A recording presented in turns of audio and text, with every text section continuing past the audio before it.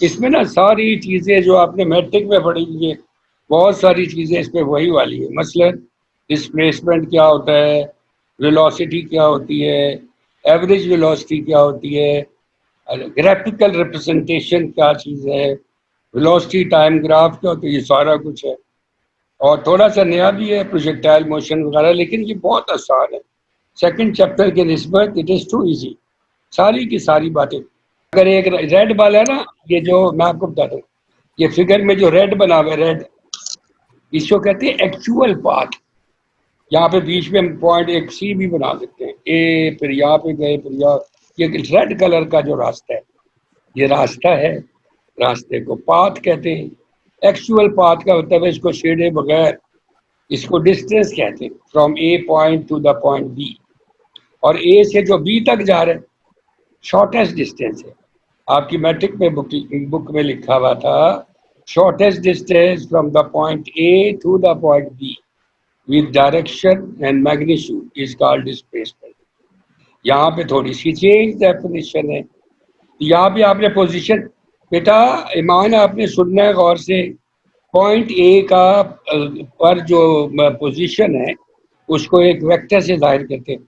ओ से लेकर ए तक लाइन, जरूर from O to A line draw करते हैं, तो कह देते हैं कि ए पॉइंट की पोजीशन r1 वेक्टर है, कुछ और नहीं लिखते। देखो ये लिखा हुआ है, O A vector is equal to r1 vector. इसका क्या मतलब है Aleema? O A vector is equal to r1 vector का क्या मतलब है? The position vector of the point A with respect to O. यहाँ पे नहीं लिखा हुआ, देखो कुछ भी नहीं लिखा हुआ। अब यहाँ पे बेटा थोड़ा सा काम एडवांस्ड होता जा रहा है। पिछले चैप्टर में हम हमेशा ये लिखते थे, position vector of the point A with respect to O को ओ ए वेक्टर लिखते हैं, उसकी कीमत r1 है, और r1 locates the position of the point ए। ये ईमान आपने सुनना गौर गौर से, सीख जाना है। इसी तरह पॉइंट बी की पोजीशन r2 वेक्टर है, इसका मतलब है ओ बी वेक्टर बराबर है, हमेशा रिस्पेक्ट टू वन पॉइंट लेते हैं, जो मर्जी पोजीशन वेक्टर डिफाइन करेंगे हमेशा ओ से शुरू कराएंगे। कहीं और भी कोई होगा ना पोजीशन वेक्टर, ओ से शुरू कराएंगे, वहां पहुंचेंगे। सना ए का पोजीशन वेक्टर कैसे लिखते हैं? From the point A, from the point O to the point A, ऐसे। बी का पोजीशन वेक्टर कैसे लिखते हैं? From the point O to the point B. ये तो मैट्रिक में भी आपने पढ़ा हुआ है, वैसे भी पढ़ा है, पिछले चैप्टर में भी पढ़ा है। अगर ये जो रास्ता बन रहा है, एरो लगा हुआ है, ये देखो इस नीले वाले वेक्टर की टेल इसके साथ मिल रही है, तो ओ ए प्लस ए बी, ये रास्ता बन गया। O A plus A B किसके इक्वल होगा? ओ बी के। O A plus A B किसके इक्वल होगा? ये मैंने आपको पिछले चैप्टर में बताया है, by head to tail rule, है ना? क्या बताया? ओ ए प्लस, ये मैं आपको लिख देता हूँ यहाँ पे, ये फिर से लिख देते हैं एक दफा और ईमान के लिए लिख देते हैं कि यहाँ पे हेड टू टेल रूल से जो फासला बन रहा है वो क्या बन रहा है। ये देखो ये लिख देते, कंट्रोल बी। बताओ बेटा कौन सा मैंने बताया, कौन सा फासला बन रहा है?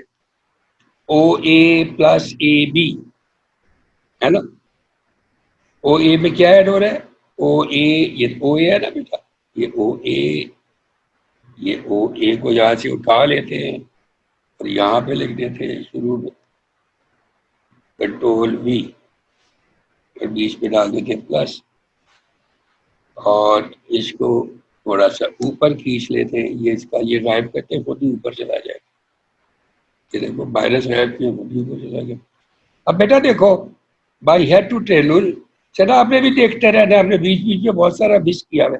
O A plus A B किसके इक्वल है? ओ बी के। यहां से अगर चाहे तो ए बी की वैल्यू निकाल सकते हैं। ए बी क्या होगा? ओ ए को उठाकर दूसरी तरफ ले जाओ, ये बेटा फॉर्मूला है। ये मैंने पहले सिर्फ ये लिखा होता, ये सारे बच्चों ने याद रखना है। अगर ए बी वेक्टर निकालना हो तो पिछले चैप्टर में हमने बहुत दफा पढ़ा है कि बाद में आ रहा है बी, है ना? क्या आ रहा है? बी। तो क्या लिखेंगे? बाद में जो पॉइंट आ रहा है, बी का पोजीशन वेक्टर माइनस ए का पोजीशन वेक्टर, ये देख लो बेटा। चला बताओ ए बी वेक्टर क्या होगा? बोलो, बी का पोजीशन वेक्टर माइनस, बोलिए, और तुम लोग बोलती करिए बेटा। सर आपने क्या पूछा है? मैंने पूछा है ए बी वेक्टर क्या होगा, how can we find out A B vector. फिर से बता दो, फिर से सुनो। ए है ना बेटा पहला पॉइंट है, बी दूसरा पॉइंट है, बी बाद में आ रहा है, तो बी का पोजीशन वेक्टर ये लिखा हुआ ओ बी वेक्टर। देखो जो पॉइंट बाद में आ रहा हो उसका पोजीशन वेक्टर पहले लिखते हैं, ऐसे लिखते हैं। ओ बी वेक्टर का होता है position vector of the point B minus position vector of the point A. अब बताओ ए बी वेक्टर कैसे निकालते, बोलिए।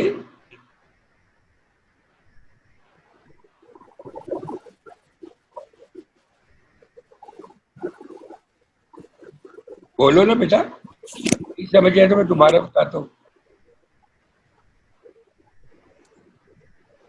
देखो नहीं समझ आ रही मुझे। बेटा, मैं आपको यही तो बता रहा हूँ, आपने ये बहुत सारा मिस किया है। You must try to understand this thing.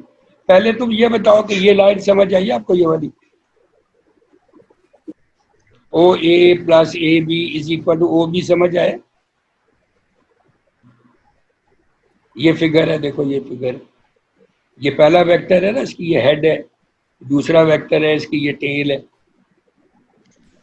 तो दूसरे वेक्टर की टेल पहले वाले के हेड के साथ मिल रही है, देखो। तो ये O A plus A B head to tail rule is equal to O B. बात समझ आई है ना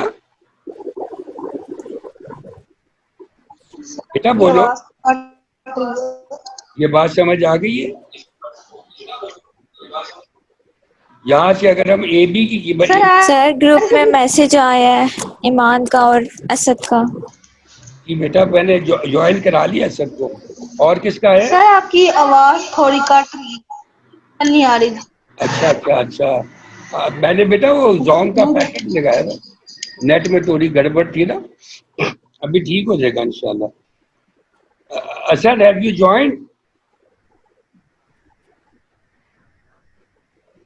Yes, sir. Very good Asad, we have started this chapter, new chapter, chapter 3। इसमें हम ये डिस्कस कर रहे हैं कि डिस्प्लेसमेंट क्या होती है। बड़ी पुरानी बात है, हर बच्चे को पता है डिस्प्लेसमेंट क्या होती है, फिर भी हम लोग डिस्कस कर रहे हैं दोबारा से। यहाँ पे बेटा, यहाँ डिस्प्लेसमेंट को डिफाइन कैसे किया है?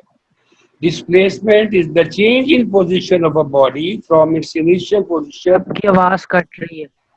आवाज तो यार चलो मैं चेक करता हूँ, फिर से इंटरनेट का प्रॉब्लम है थोड़ा। इंटरनेट तो सही आ रहा है बेटा, सबके पास आवाज कट के आ रही है? सर अब सही हो गई है, बीच में कटी थी। ओके ओके बेटा, थोड़ा बहुत ना, थोड़ा बहुत थोड़ा सा पाकिस्तान है ना, कह रहे थोड़ा बेटा। देखो कि डिस्प्लेसमेंट क्या चीज होती है? Displacement is the change in position of a body from its initial position to its final position. Change in position from its initial position to the final position, इस चेंज का कैसे पता चलाते? पोजीशन का होता था पोजीशन वेक्टर।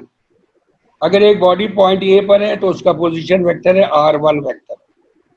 सना गौर से सुनना है बेटा, अनम्यूट हो जाओ और मुझे बताना है आपने कोई बात समझ में नहीं आई।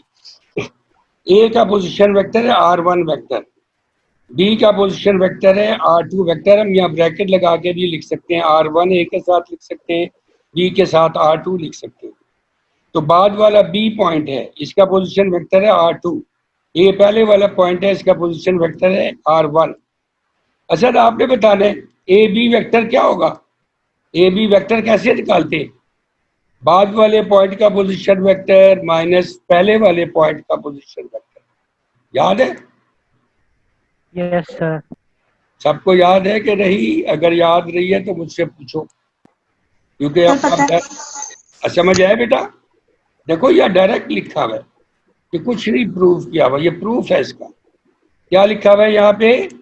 बाद वाले पॉइंट का पोजीशन वेक्टर यानी बी का पोजीशन वेक्टर ये R2 है, माइनस ए का पोजीशन वेक्टर R1 है। अब बताओ डिस्प्लेसमेंट की क्या डेफिनेशन है? कोई बच्चा बताए। Displacement is the change in the position of a body from its initial position to the final position. कौन रिपीट कर सकता है? सालिया रिपीट कर सकती है। सालिया बहुत अच्छी बच्ची है। सालिया बताओ। सालिया, displacement is the change in the position of a body from its, हमेशा पहले वाली पोजीशन को कहते हैं इनिशियल पोजीशन और बाद वाली पोजीशन को कहते हैं final position. From its initial. हाँ जी बेटा बोलो ईमान, क्या बात है? बोलिए ईमान, व्हाट्स द मैटर?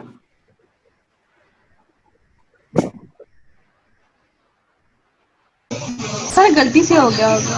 अच्छा अच्छा ठीक है बेटा, कोई बात नहीं। हाँ हैंड रेज करते हैं ना, इसका मतलब है कुछ ना कुछ पूछना है या कोई बात है।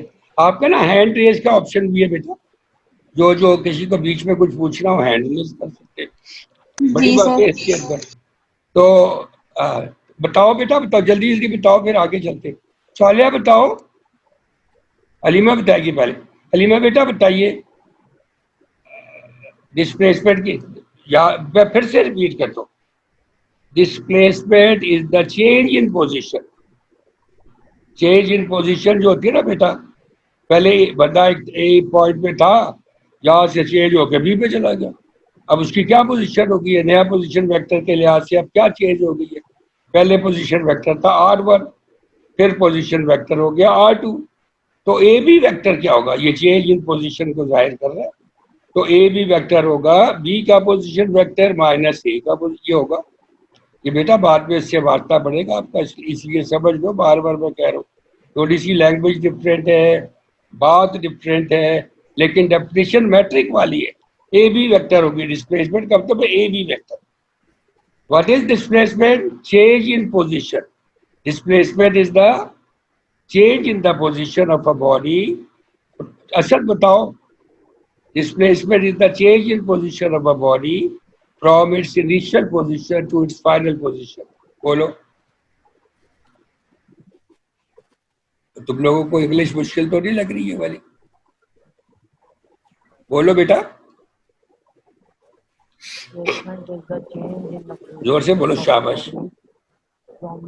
Displacement is the शाबाश change in the position of a body from its initial position to final position. Final position. बस अलीमा बोलो बेटा। Displacement is the change in position of a body change in, बिल्कुल सही है। ये भी बोल दो, from its initial position to its final to position. final position. बस सब बच्चे बोलेंगे ना तो ये बैठे बैठे सीख सकते, याद हो सकता है। अब वेलोसिटी आपने मैट्रिक में पढ़ी हुई है। वेलोसिटी में पता क्या पढ़ा था आपने? वेलोसिटी में आपने पढ़ा था कि distance covered in a unit time in a given direction में भी होनी चाहिए, या total displacement over total time. ये मैट्रिक में पढ़ा था, यही लिखा हुआ है, total displacement over total time.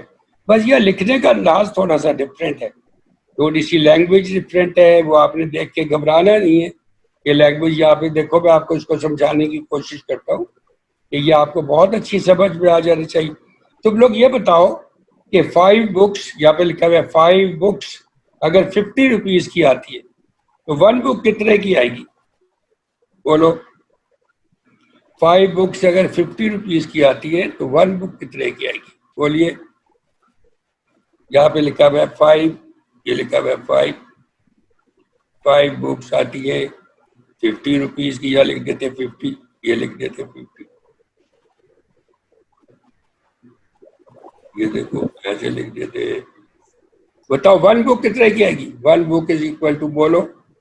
Sir 10 की। And वाह वाह वाह वाह, अब तो तुमने बड़ी जल्दी बोला है। आपने कहा 50 डिवाइडेड बाई 5, बगैर पेंसिल के लिख रहा हूँ ऐसे ही माउस से ही। तो ये बेटा ये इसका आंसर है। अच्छा, अब कोई बंदा कहता है कि फर्ज किया एक बॉडी जो है टी टाइम में, ये टी टाइम है, इसमें डिस्प्लेसमेंट डी हो जाती है, ये डी हो जाती है, डिस्प्लेसमेंट इज डी। तो 1 सेकंड में कितनी होगी? इसके ऊपर वेक्टर का निशान भी डाले थे। 1 सेकंड में कितनी होगी बताओ? और जो इधर की है वही करना है। 5 बुक्स 50 रुपीज की आती हैं। एक बुक कितने की है कि इस 5 को नीचे ले जाते, 50/5। अब बताओ 3 सेकंड में एक बॉडी डिस्प्लेसमेंट डी करती है, तो 1 सेकंड में कितनी करेगी? सर टाइम से डिवाइड कर देंगे। हाँ ना, शाबाश शाबाश, वेरी गुड। ये जो डी लिखा हुआ है बेटा, ये डी लिखा हुआ है, इसको डिवाइडेड बाय क्या करना है? टाइम। इसके नीचे टाइम लिख देना है ऐसे। तुम लोगों का दिमाग फिट है बहुत, एकदम बात समझ आ। ये देखो ये लिखा हुआ है, ये देखो। अब ये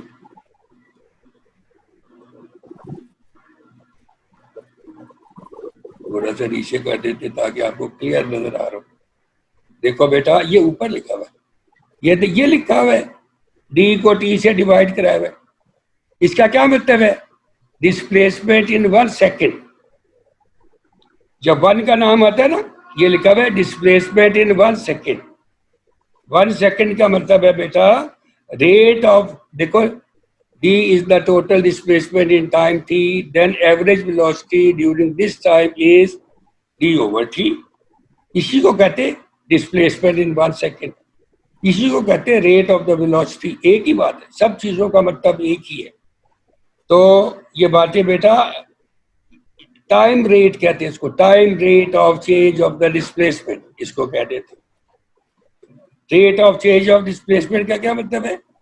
change in displacement in 1 second. ये बातें बेटा सारी आपने सीख ली, ये मैंने सारा इसलिए यहाँ पे लिखा हुआ है, this is to be learn very carefully. ये तो मैट्रिक वाली डेफिनेशन है, तो सबको आती होगी, आती है बेटा, ये सारे बच्चों को डेफिनेशन आती होगी। तो शाबाश। दूसरी बात कि अब हम लोगों ने सारे के सारे इस चैप्टर में यही कुछ पढ़ना है कि rate of change of velocity क्या होती है। अब देखो, अब हमने डिस्कस करना है इंस्टेंटेनियस वेलोसिटी। ये हम जा रहे थे जैसे झेलम से पिंडी की तरफ जाते, कोई बंदा कहता है दीना में आपकी कार की वेलोसिटी क्या थी, तो एक पर्टिकुलर टाइम यानी 3 बजे आपकी कार की वेलोसिटी क्या थी, एक पर्टिकुलर इंस्टेंट ऑफ टाइम पे वेलोसिटी, ये कैसे निकालते हो? इसका बेटा तरीका कार ये होता है, मसलन यहाँ से कार चल रही है, यहाँ से चलते चलते बी पे पहुंच गई।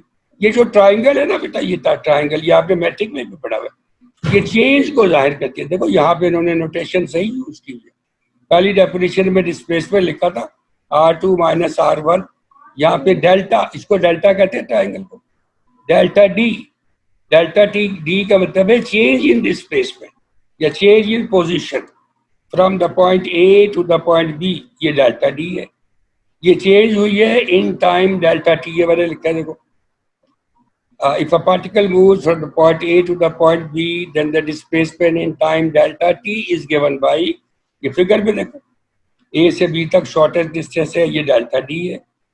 और ये कितने टाइम में? डेल्टा टी टाइम में।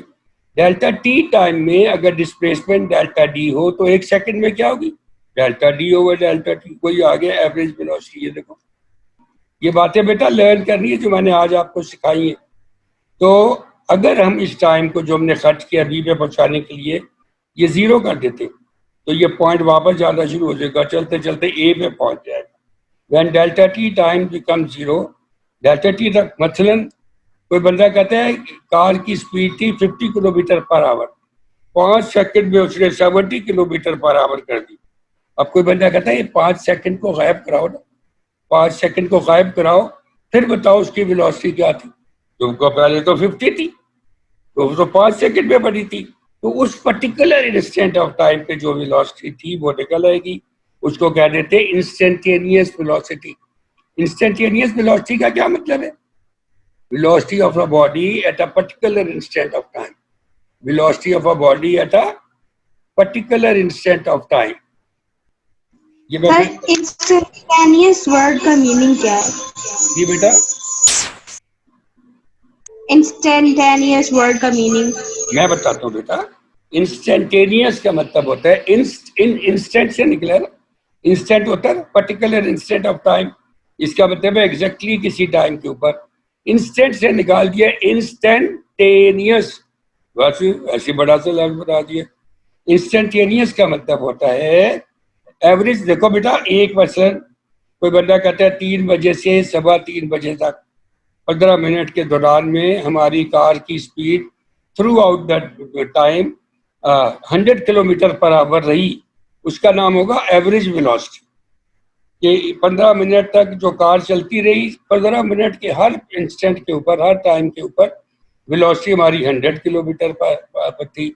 अब कोई बंदा कहते हैं जब ये 3 बजे थे, एग्जैक्टली 3 बजे थे, उस वक्त वेलोसिटी क्या थी?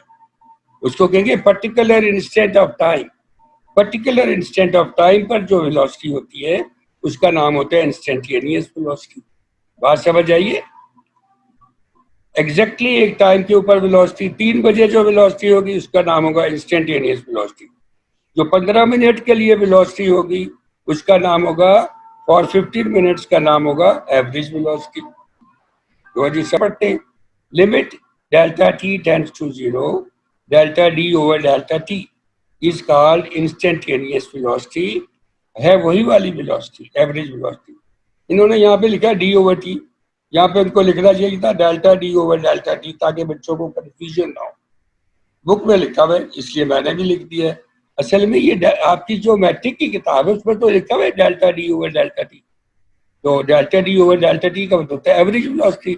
अगर नीचे वाला डेल्टा टी को दोबारा से ए के साथ मिला दें, यानी डेल्टा टी को 0 कर दें, तो ये वाली जो रेशियो है, ये जो आपने डिवाइड किया है, इसका नाम बन जाता है इंस्टेंटेनियस वेलोसिटी। इसको बेटा, अच्छा बताओ, एक्सेलरेशन की डेफिनेशन क्या पढ़ी थी मैट्रिक में? What is the definition of acceleration? बोलिए। आपने मैट्रिक में पढ़ा था the rate of change of velocity is called acceleration. यहाँ पे भी यही लिख सकते हैं। तो यहाँ पे लिखा हुआ है the time rate of change. तो रेट ऑफ चेंज, जाहिर है rate of change respect to time ही होता है। या कोई कपड़ा ले रहे तो गए नहीं हुए कि कपड़े का रेट पूछ रहे, भाई 10 मीटर कपड़ा कितने का आएगा, क्या रेट है कपड़े का। कपड़े का रेट पूछते तब भी वो यही बताते हैं कि 1 मीटर कपड़ा, 1 का लफ्ज जरूर आता है। तो इसमें भी एक्सेलरेशन, जब मोटरसाइकिल को बेटा एक्सेलरेट करते हैं, उसका एक्सेलेटर खींचते हैं, घुमाते हैं, तो क्या होता है? उसकी वेलोसिटी में इजाफा होता है, उसकी वेलोसिटी इंक्रीज होती है। तो 1 सेकंड में जितनी वेलोसिटी इंक्रीज होती है उसका नाम एक्सेलरेशन होता है। What is acceleration? Increase in velocity in 1 second. तो इसको कह सकते हैं rate of increase of velocity. बोलो बेटा बोलो, ये बातें जो सुन रहे हो ना, ये याद होनी चाहिए। बोलो, कोई बच्चा बोल सकता है मैंने क्या बोला? Rate of increase of velocity respect to time. इससे बड़ा स्टूपिड फिक्रा लिखा हुआ है, ये मुझे नहीं पसंद। ये लिखा हुआ है, अगर तुम मैट्रिक वाला लिख सकते हो, the rate of change of velocity respect to time. ये नहीं अच्छा, ये असल फिक्र है। The rate of change of velocity with respect to time, ये ठीक है या यही ठीक है? असद बोलेगा, असद बोलो, ये सेंटेंस ठीक है? The time rate of change of velocity, इसका क्या मतलब है? ये वेलोसिटी में चेंज हो रही है, rate of change of velocity time की निस्बत से, रिस्पेक्ट टू टाइम का मतलब है, देखो, the time rate of change of velocity of a body is called acceleration.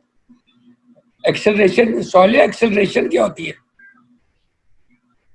Accelerate का मतलब क्या होता है? इजाफा करना। फिजिक्स वाली एक्सेलरेशन क्या होती है? स्पीड में या वेलोसिटी में इजाफा करना, क्योंकि एक्सेलरेशन वेक्टर क्वांटिटी होती है, वेलोसिटी भी वेक्टर क्वांटिटी। देखो बेटा, हमने क्या यहाँ लिखा है delta D over delta T. इसको हम कह सकते हैं कि rate of change of displacement, आगे जाके पढ़ोगे, rate of change of displacement respect to time, ऐसे लिखते हैं delta D over delta T. देखो ये लिखा हुआ है delta V over delta T, ये है rate of change of velocity respect to time. देख लीजिए लिखा हुआ है, अगर इनिशियल वेलोसिटी वी आई है, शुरू में वेलोसिटी वी आई है, तो टी टाइम में वेलोसिटी वी एफ हो जाती है। तो कितना इजाफा हुआ? इंक्रीज हुई velocity V F minus V I, ये लिखा वी एफ माइनस वी आई।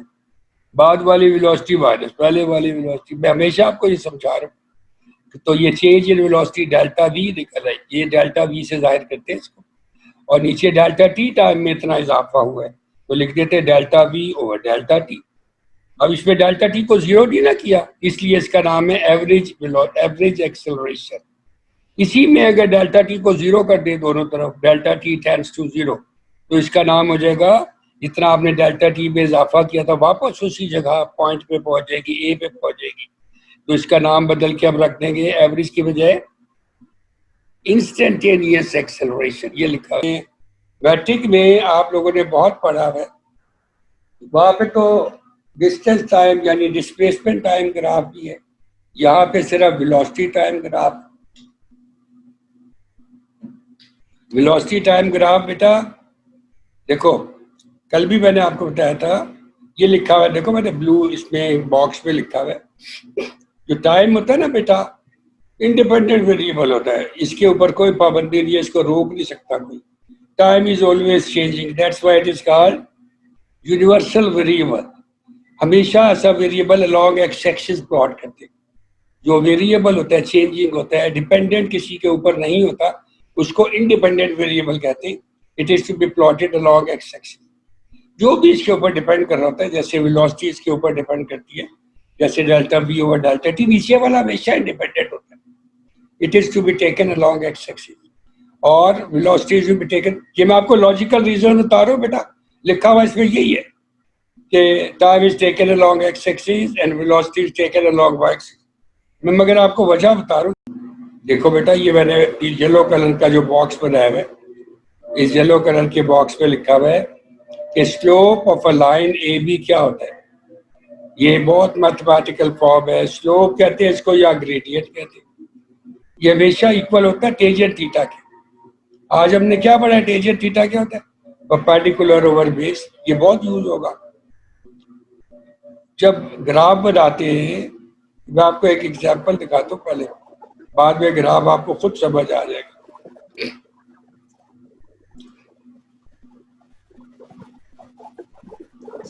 देखो, ऐसी कोई किताब नहीं होगी जैसे हमने कैसी बनाई है, कलरफुल बनाई।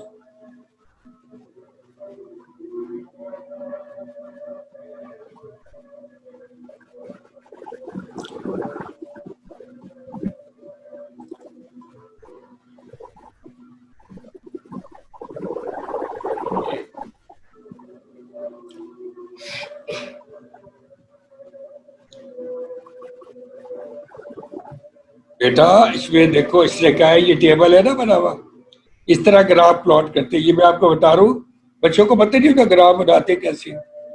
ये जो लाइन है ना बेटा, इसको टाइम एक्सिस कहते हैं। जो टाइम होगा उसको हमने लॉन्ग एक्स एक्सिस प्लॉट करना है, इसके अलॉन्ग। ये वाला बेटा इसको बहुत अच्छा समझना है। मैं आपको रट्टे लगवाता ना उधर, ये रट्टे का कोई फायदा नहीं। ये इसके अलॉन्ग वेलोसिटी को प्लॉट करते हैं। कैसे करते हैं, अब टेबल में उसने पहली वैल्यू वेलोसिटी की जीरो रखी है, टाइम की भी जीरो।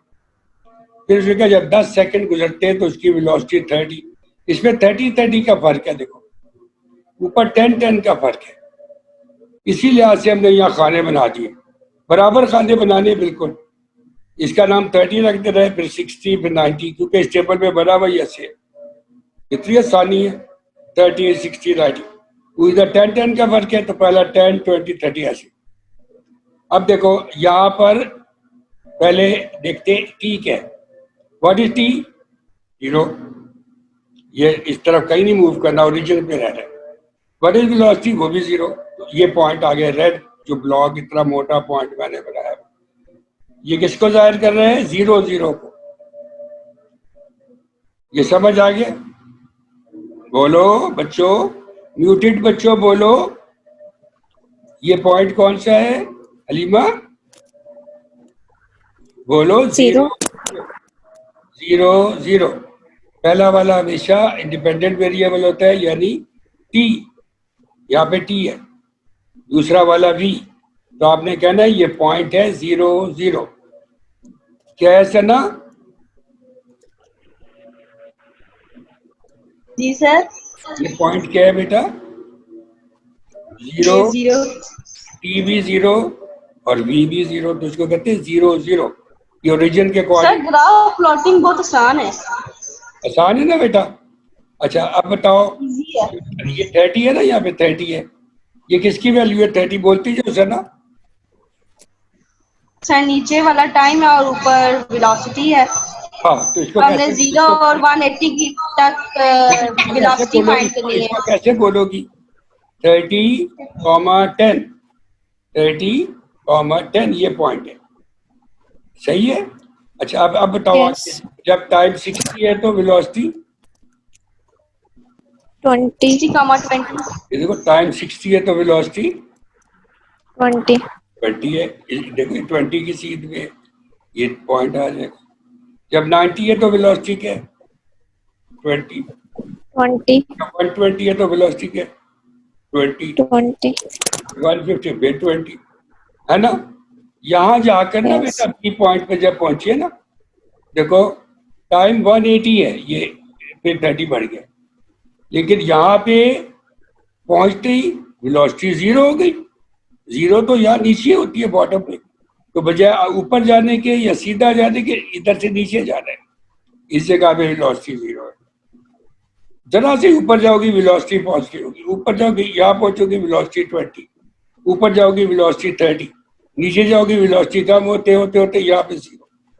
ये पॉइंट याद रखो, जब वेलोसिटी में कमी होती है तो रिटार्डेशन या नेगेटिव एक्सेलरेशन होती है, जब वेलोसिटी में इजाफा होता है तो एक्सेलरेशन पॉजिटिव होती है। जब वेलोसिटी में ना इजाफा हो ना कुछ हो, उसको यूनिफॉर्म वेलोसिटी कहते हैं। अब एक कार जा रही है, उसमें वेलोसिटी में इजाफा ही नहीं हो रहा, इसका मतलब है उसकी एक्सेलरेशन 0 है, तो अलॉन्ग ए भी एक्सेलरेशन 0 है। ये बच्चे बड़ा गड़बड़ करते हैं, भाग जाते हैं, तो हमें 7:30 बजे बंद करके दोबारा खोलना चाहिए था। अच्छा बेटा, ये जो अलॉन्ग ए बी है, बताओ वेलोसिटी में इजाफा हो रहा है कि कमी? अलॉन्ग ए बी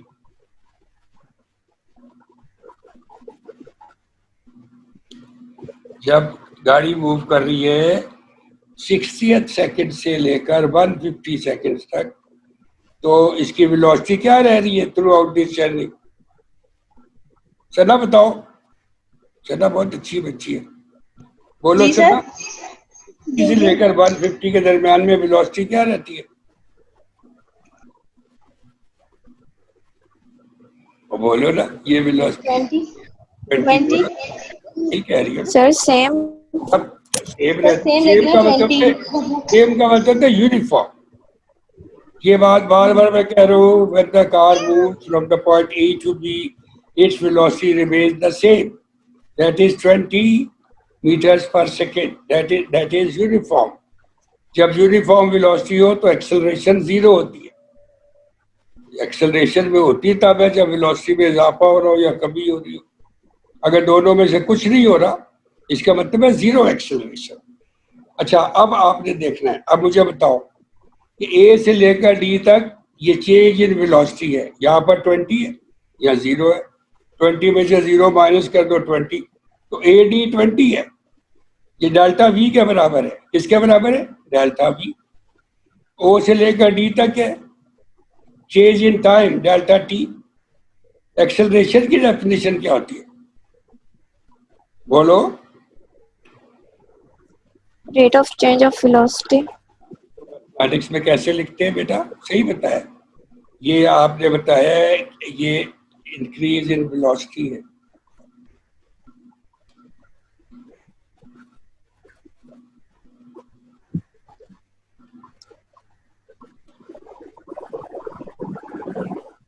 ये डेल्टा टी है, डेल्टा का मतलब है चेंज, डेल्टा टी है ये। अगर इनको डिवाइड कराएं तो क्या आएगा? Delta V over delta T क्या आएगा बोलो? और यही तो पढ़ा है आज, अभी तुमने यही बोला है बेटा, हलीमा ने बोला है।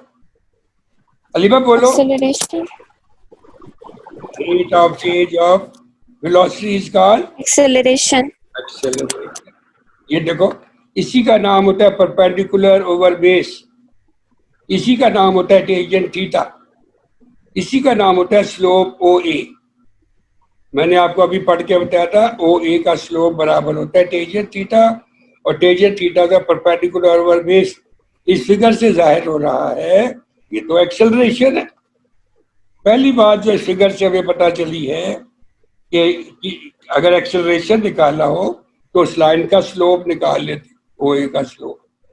और स्लोप क्या होता है? Perpendicular over base. बेटा ये मैं रट्टा भी लगवा सकता था तुम्हें, ये मैं आपको फिगर देख के समझाने की कोशिश कर रहा हूँ। ये आपने बहुत अच्छा समझना है और जहन में भी रखना है इस बात को कि एक्सेल, देखो यहाँ मैंने लिखा हुआ है, यहाँ लिखा हुआ है, ये लिखा हुआ है initial acceleration slope of O A is equal to perpendicular over base. ये 20 है डेल्टा बी, और ये जवाब है। ये मुश्किल है, ये लोग समझते बहुत मुश्किल है, इतना आसान है। फिर फाइनली ये यहां से चलना शुरू हुआ, नीचे चला गया, नेगेटिव एक्सेलरेशन, क्योंकि वेलोसिटी में कमी वाक़या हो रही है। ये क्या होगी बेटा? इसमें भी perpendicular over base. What is perpendicular? BE. BE कितना है? बीई की लंबाई कितनी है बोलो? 20। ये तो कोई 20। और ई से लेकर सी तक 30 है। देखो 150 में 30 ऐड करें तो 180 होती है। इसको माइनस करके देखो, ये 30 है तो क्या आएगा बताओ? बोलो BE over perpendicular over base, बोलो ना बेटा। What is BE over EC. हाँ शाबाश। और ये इसके साथ माइनस लगाना, ये माइनस। माइनस क्यों लगाया? Velocity is decreasing. जब वेलोसिटी डिक्रीज होती है तो माइनस लगा देते, इसलिए माइनस लगाया। तो मीटर पर से ये जवाब आ गया। इतना मुश्किल ग्राफ है, ये हर फेडरल बोर्ड में भी। ईमान भाग गई है, देखो ईमान को शायद पता ही नहीं था ज्वाइन करना है, ये उसकी बुक में है। ये बेटा ये कोई बच्चा ये देख लेना, हर बात समझ आ जाती है। आपके उधर जो रूल्स है उसमें लिखा हुआ है किसी भी लाइन का जो स्लोप होता है, स्लोप कैसे निकालते हैं? Perpendicular over base. अगर लाइन सीधी हो उसका स्लोप 0 होता है, क्योंकि उसमें टेढ़ी है ही कोई, ऐसे इंक्लाइंड हो तो फिर होता है टेंजेंट थीटा। इसमें तो थीटा ही 0, तो टेंजेंट 0 0 होता है, तो इसकी एक्सेलरेशन 0 है। अब ये नीचे जा रहा है, वेलोसिटी इज डिक्रीजिंग, इसका स्लोप नेगेटिव होगा, तो -20 ओवर 30 इसका आंसर है। दूसरी बात, ये आपके रूल में लिखा है वेलोसिटी टाइम ग्राफ, ये आपने रट्टे लगाने कि जो एरिया है अंडर द ग्राफ, ये ग्राफ है पूरा ओ ए बी सी, ये ग्राफ है और ये टाइम एक्सिस है।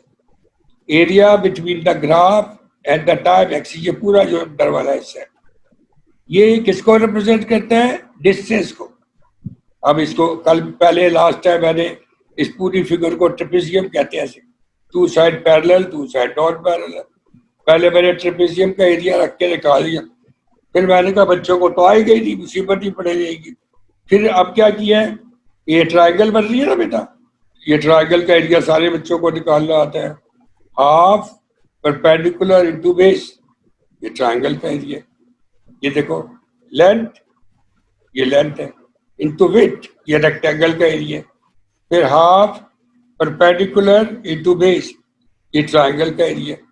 सारे एरियाज को जमा कर दो, प्लस कर दो। ये देखो